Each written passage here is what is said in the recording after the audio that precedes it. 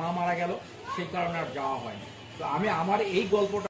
সোনামণিগুলো আজকে এখানে উপস্থিত হয়েছে এবং প্রিয় সোনামণিরা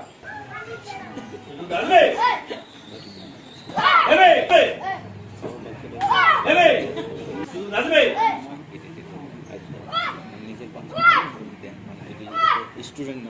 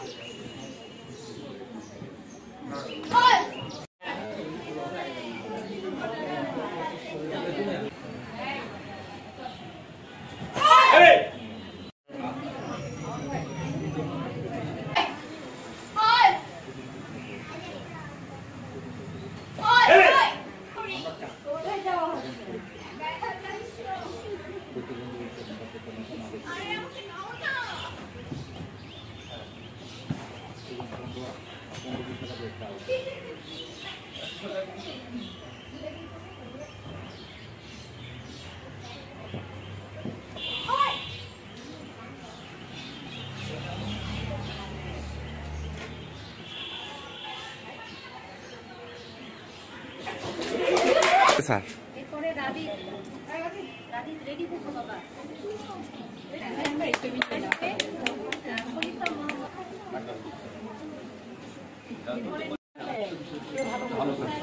একটু তালি দিয়ে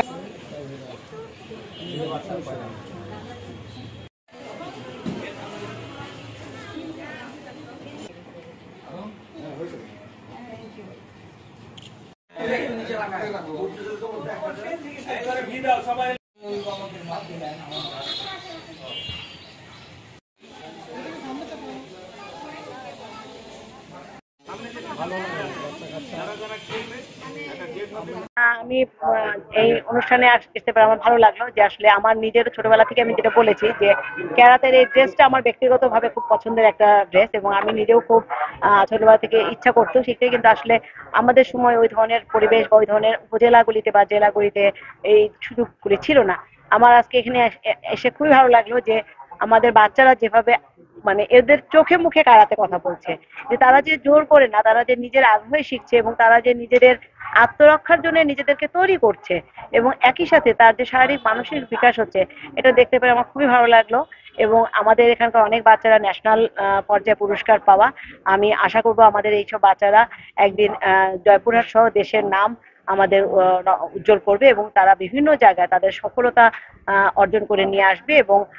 নিজের সাথে সাথে তার পরিবারের, তার সমাজের, তার দেশের এবং তার জেলার জন্য সে একটা আইকন হিসাবে নিজেকে প্রতিষ্ঠিত করবে।